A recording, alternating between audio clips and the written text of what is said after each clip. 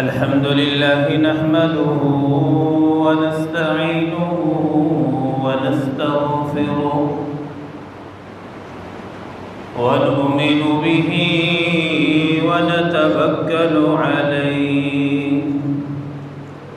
ونعوذ بالله من شرور أنفسنا ومن سيئات أعمالنا من يهده الله فلا مضل له ومن يضلله فلا هادي له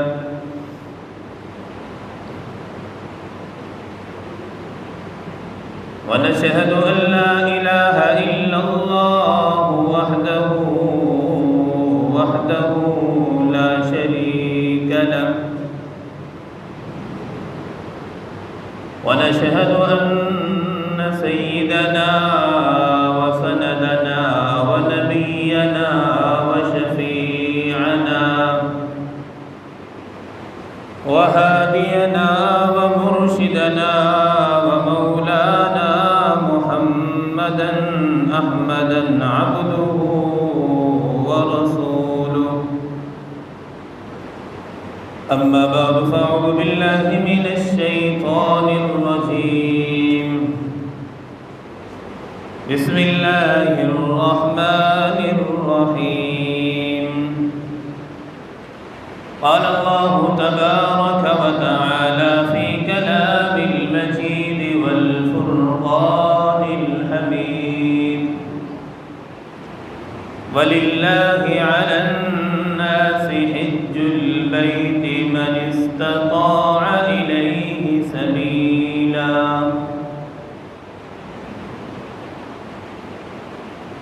وقال النبي صلى الله تعالى عليه وسلم من أراد الحج فليعجل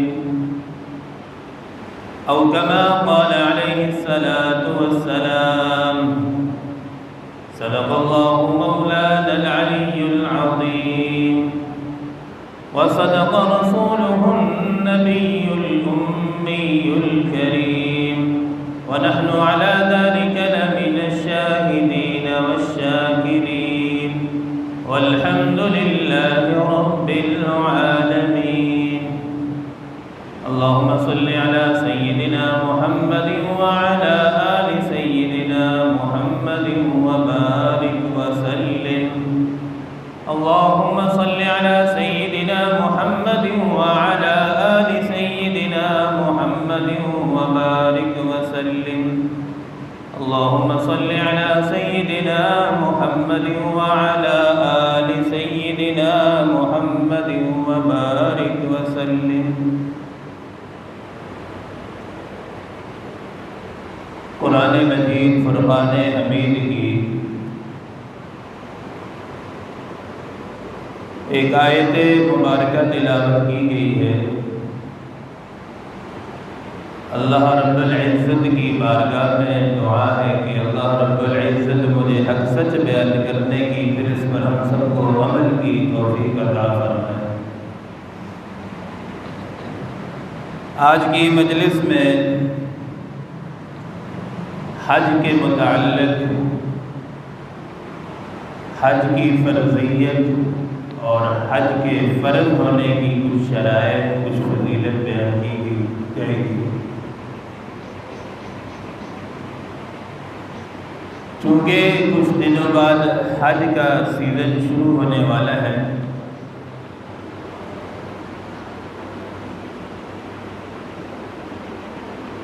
حج جو ہے یہ اس امت کی خصوصیات میں سے ہے، اور حج کا جو رواج ہے شروع جو ہوا ہے یہ حضرت ابراہیم علیہ السلام سے حج شروع ہوا، لیکن یہ حج پہلی امتوں پر فرض نہیں تھا، فرض صرف امت محمدیہ صلی اللہ علیہ وسلم پر یہ حج فرض ہوا۔ حج کے فرض ہونے سے پہلے مشرکین بھی حج کیا کرتے تھے،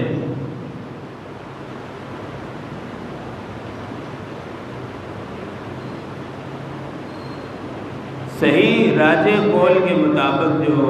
حج شروع ہوا ہے فرض سن 9 ہجری میں حج فرض ہوا، اور سن 10 ہجری میں امام الانبیاء محبوب کبریاء صلی اللہ علیہ وسلم نے حج فرمایا، اور پیارے آقا صلی اللہ علیہ وسلم کا یہ آخری حج تھا۔ فتح مکہ میں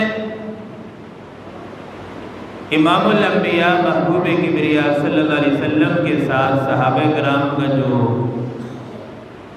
لشکر تھا وہ 10,000 صحابہ کرام تھے، لیکن سن 10 ہجری میں جب آپ صلی اللہ علیہ وسلم نے آخری حج فرمایا تو اس وقت آپ کے ساتھ 1,24,000 کم و بیش صحابہ کرام تھے، اور اس حج میں میدان عرفات میں آپ صلی اللہ علیہ وسلم نے جب خطبہ ارشاد فرمایا تو آپ صلی اللہ علیہ وسلم نے فرمایا کہ ہو سکتا ہے کہ یہ میرا آپ کے ساتھ آخری حج ہو، دوبارہ میری آپ سے اس موقع پر ملاقات نہ ہو۔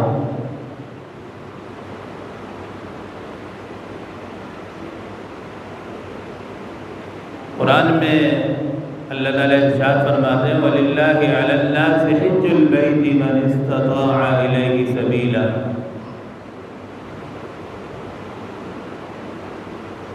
جن لوگوں کو اللہ تعالیٰ نے توفیق دی ہے حج کرنے کی، ان کو چاہیے کہ حج فرض ہونے کے بعد اس رکن کو ادا کریں، جس طرح نماز فرض ہے، زکوٰۃ جب صاحب نصاب ہو جائے تو زکوٰۃ ادا کرنا فرض ہے، روزے رکھنا فرض، اسی طریقے سے حج بھی ایک رکن ہے، جب صاحب نصاب ہو جائے تو حج کرنا بھی فرض ہو جاتا ہے۔ حج کے فرض ہونے کے لیے کچھ شرائط ہیں، جب یہ شرائط پائی جائیں تو پھر حج فرض ہوتا ہے۔ وہ 8 شرائطیں ہیں جو جن کے پانے کے بعد ہونے کے بعد انسان پر حج فرض ہوتا ہے۔ پہلی شرط یہ کہ مسلمان ہو، کافر پر جو ہے نا حج فرض نہیں ہو، یہ مسلمان کے لیے مسلمان ہونا ضروری ہے، کافر ہے، ہندو ہے،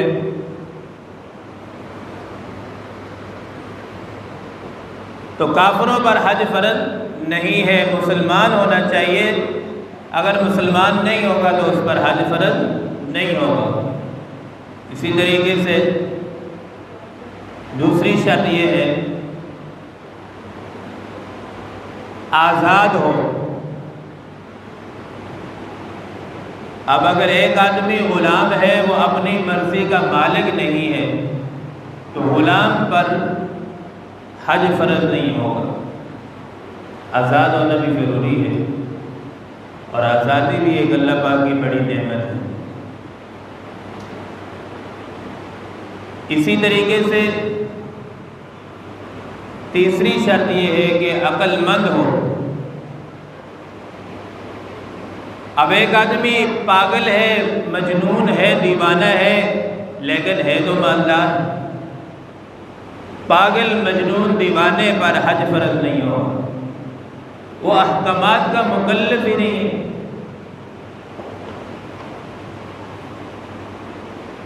اسی طریقے سے بالغ ہو، نابالغ پر حج فرض نہیں ہوگا۔ ہاں اگر کوئی ایسا بچہ ہے نابالغ ہے، والدین کے ساتھ چلا گیا حج کرنے کے لیے، اس نے حج کر لیا، اس کا حج ادا ہو جائے گا، اور اس بچے کا جو حج کا ثواب ہے وہ والدین کو ملے گا۔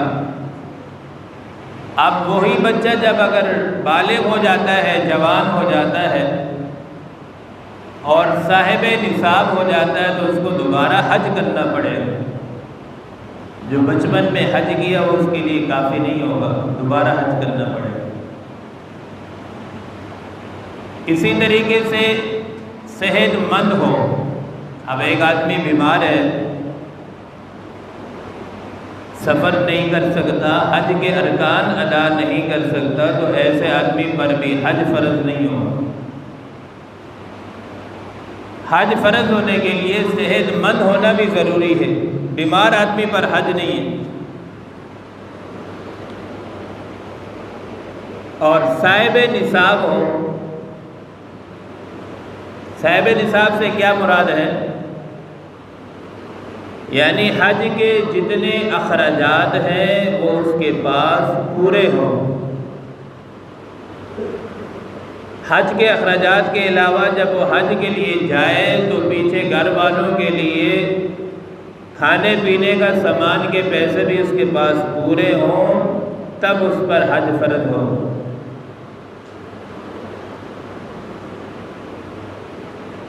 اور جو آدمی حج فرض ہونے کے بعد حج کے لیے نہ جائے، اس کے لیے احادیث میں بڑی وعید آئی ہے۔ نبی کریم صلی اللہ علیہ وسلم نے ارشاد فرمایا کہ جو آدمی حج فرض ہونے کے بعد حج ادا نہ کرے، پیارے آقا صلی اللہ علیہ وسلم کا ارشاد مبارک ہے کہ وہ آدمی چاہے عیسائی ہو کر یہودی ہو کر مرے، ہمیں اس کی کوئی پرواہ نہیں۔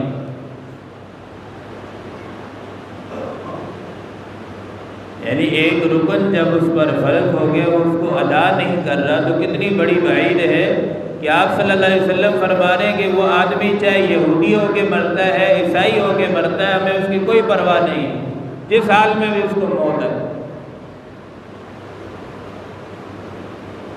ایک تو یہ کہ آدمی خود صاحب نصاب نہیں ہے،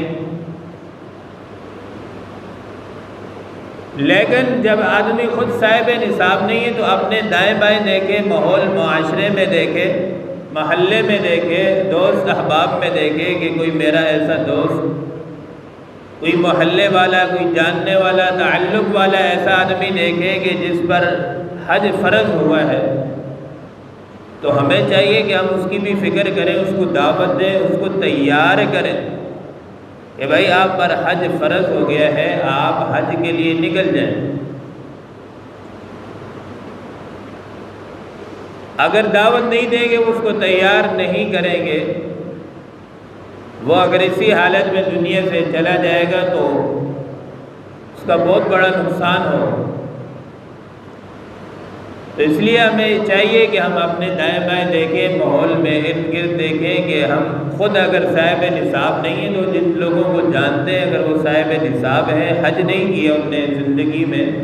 تو ان کو دعوت دے کے تیار کریں۔ اس سے کیا فائدہ ہوگا؟ اگر وہ حج کرے گا تو ہمیں بھی ثواب ملے گا، اس کو تیار کر کے بھیجنے پر جتنے وہ اعمال کرے گا، سارے کے سارے اعمال میں برابر کا ہمارا حصہ ہوگا۔ تو اس لیے ہم اپنے ارد گرد ماحول میں اس چیز کو لازمی دیکھیں کہ جن پر حج فرض ہو ان کو ہم تیار کریں، دعوت دیں کہ بھئی آپ پر حج فرض ہے، آپ حج ادا کر لو۔ اسی طریقے سے حج کے لیے ایک اور اہم ترین شرط یہ ہے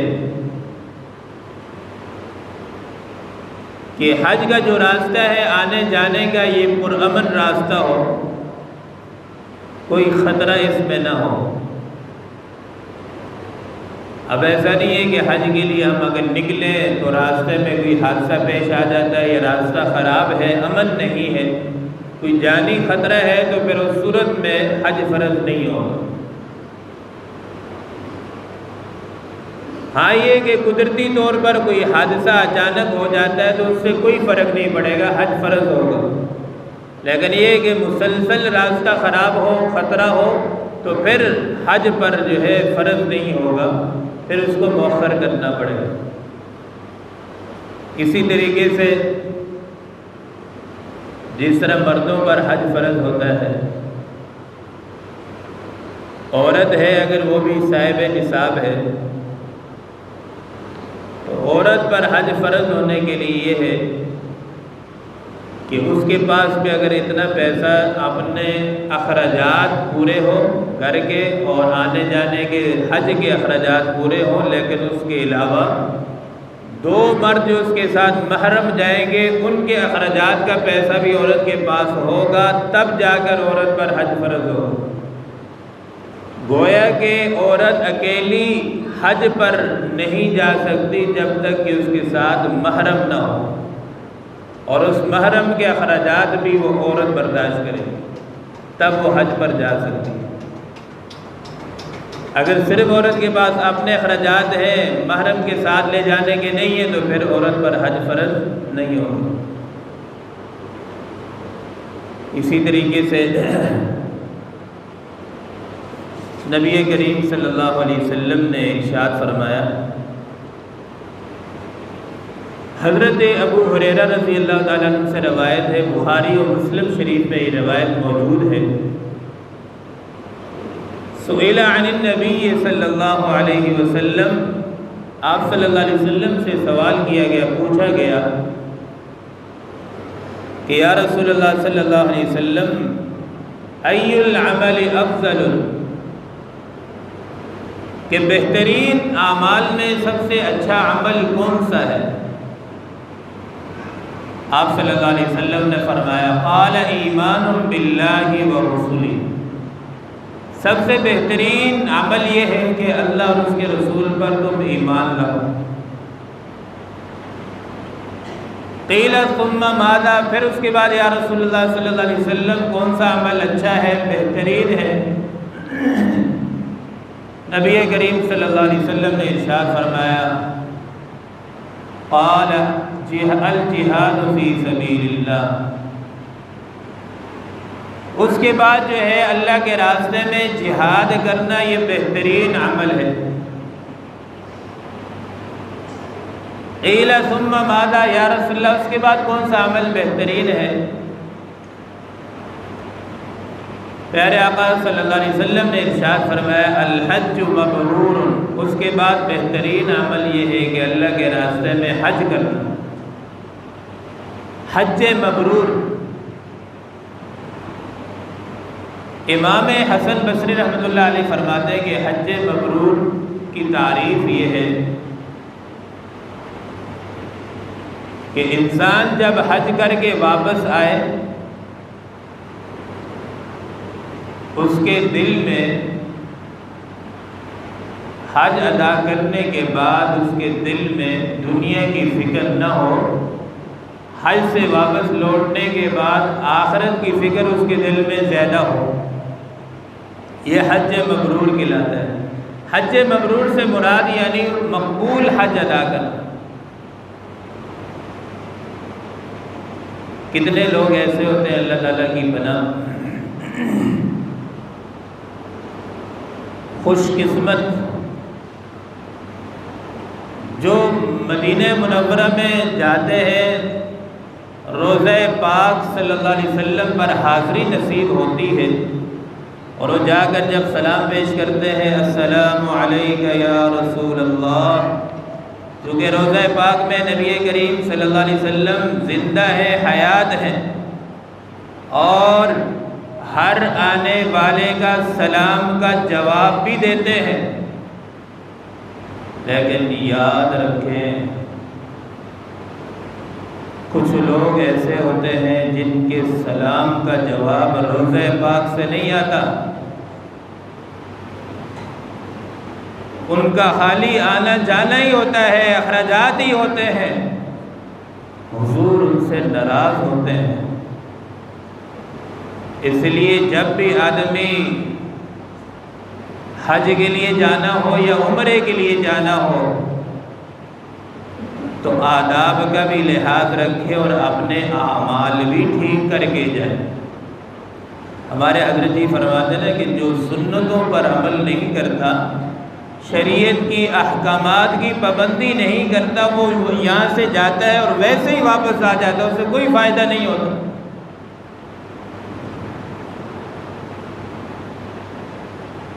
حج کے متعلق آتا ہے من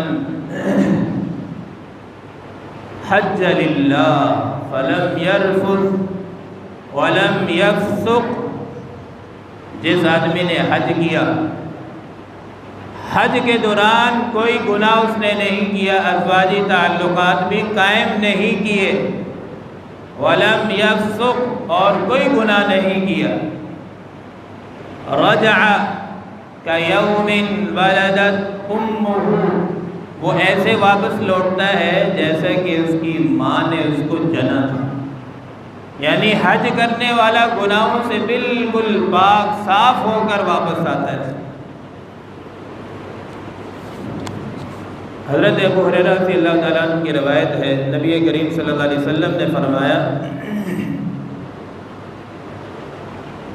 الحج مبرور لیس له جزاء الا الجنہ، مقبول حج کی جزا کیا ہے؟ الا الجنہ، مبرور حج کی جزا جو ہے وہ جنت ہے، مبرور حج کا بدلہ کیا ہے؟ جنت ہے۔ بھائی ضروری نہیں ہے جو صاحب نصاب ہے وہی اللہ سے مانگے، جو صاحب نصاب نہیں ہے ہر مومن کے دل میں یہ تمنا ہو کہ یا اللہ میرے پاس کچھ بھی نہیں ہے لیکن میں تمنا درد رکھتا ہوں کہ یا اللہ مجھے بھی حج کی توفیق نصیب کرو۔ کئی لوگوں کو ہم نے دیکھا، بلکہ اس سفر میں ہمارے ساتھ ایک قافلے میں ایک ایسا آدمی تھا، بڑا سبق ہے اس میں ہمارے لیے۔ میں نے اس سے پوچھا کہ مجھے حالت اس کی بہت پتلی لگ رہی تھی، میں نے پہچان لی کہ بہت غریب آدمی، عمرے پہ سفر میں تھے۔ میں نے بعد اس سے پوچھا کہ آپ کیا کام کرتے ہیں؟ اس نے مجھے بتایا کہ میں گدھا گاڑی چلاتا ہوں۔ اب بتاؤ ایک گدھا گاڑی چلانے والے کو اللہ تعالیٰ مدینہ پاک میں بلا سکتا ہے تو ہم میں سے کتنے صاحب حیثیت بیٹھے؟ تو یہ اصل جو ہے درد ہے، طلب کی بات ہوتی ہے، جس کے اندر طلب ہوتی ہے اللہ تعالیٰ اس کو بلاتے ہیں۔ تو جتنی طلب رکھیں گے اللہ تعالیٰ اتنی جلدی بلائیں گے۔ اور یہ یاد رکھیں حج اور عمرہ ادا کرنے سے کچھ لوگوں کے وہم گمان میں یہ بات ہوگی کہ ہو سکتا ہے کہ حج کرنے سے رزق میں تنگی آ جائے۔ حج اور عمرہ کرنے میں جتنے اخراجات آتے ہیں تو واپس آنے کے بعد اللہ تعالیٰ اتنے پیسے واپس لٹا بھی دیتے ہیں اور رزق کے اندر اللہ تعالیٰ خوب برکتیں عطا فرماتے ہیں۔ یعنی حج اور عمرہ کرنے سے مال میں کمی نہیں آتی بلکہ اللہ تعالیٰ اور زیادہ اضافہ فرماتے ہیں۔ اور یاد رکھیں آخری بات عرض کر کے بات کو سمیٹ رہا ہوں، حضرت ابو ہریرہ رضی اللہ تعالیٰ عنہ کی روایت ہے نسائی شریف میں، وفد اللہ ثلاثۃ، تین آدمی اللہ کے مہمان ہیں، الغازی،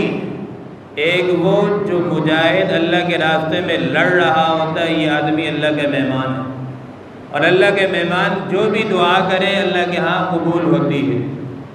دوسرا وہ آدمی والحاج، حج کرنے والا، یہ بھی اللہ کا مہمان ہوتا ہے، ایک ایک لمحہ اس کا اللہ کی عبادت میں گزر رہا ہوتا ہے، اور یہ بھی کوئی دعا کرے تو اس کی دعا بھی قبول ہوتی ہے۔ والعمار، عمرہ کرنے والا، یہ آدمی بھی اللہ کے مہمان ہے۔ گویا کہ مجاہد، حج کرنے والا، عمرہ کرنے والا، یہ تینوں اللہ کے مہمان ہیں۔ اور میرے آقا صلی اللہ علیہ وسلم نے فرمایا اذا لقیت الحاج فسلم علیہ وصافہ، اور جب تمہاری ملاقات کس سے ہو؟ حاجیوں سے ہو، جب حج کر کے واپس آئیں فسلم علیہ، تو تم آگے بڑھو، ان سے سلام کیا کرو، وصافہ، اور مصافحہ بھی کیا کرو۔ یا رسول اللہ اس سے کیا ہوگا؟ جب حاجی حج کر کے آتا ہے، عمرہ ادا کر کے آتا ہے، تو آنے کے بعد جب آدمی پہلی ملاقات کرتا ہے، سلام کرتا ہے، تو اس کا طریقہ یہ ہے کہ آدمی اس سے اپنے لیے دعا کرائے۔ فوراً پہلی ملاقات میں حال احوال لینے سے پہلے اس سے اپنے لیے دعا کرائیں، بخشش کی دعا کرائیں گے تو آپ کے لیے بخشش ہو جائے گی، رزق میں برکت کے لیے یا اپنے لیے بار بار مدینہ پاک میں حاضری کی دعا، جو بھی دعا کرائیں گے حاجی سے، عمرہ کرنے والے سے اس کی دعا قبول ہوتی ہے۔ بعض علماء مفسرین نے لکھا کہ 40 دن تک، جب عمرہ کرنے کے آنے کے بعد 40 دن تک اس سے دعا کرا سکتے ہیں۔ تو ہمیں چاہیے جو بھی حاجی ہے، عمرہ کرنے والا ہے، ہمیں چاہیے کہ اس سے ہمیں دعا کرائیں، اپنے لیے جو بھی دعا کرائیں گے اس کی دعا قبول ہوگی۔ تو اللہ رب العزت سے دعا ہے کہ اللہ تعالی ہم سب کو عمل کی توفیق عطا فرمائے۔ وآخر دعوانا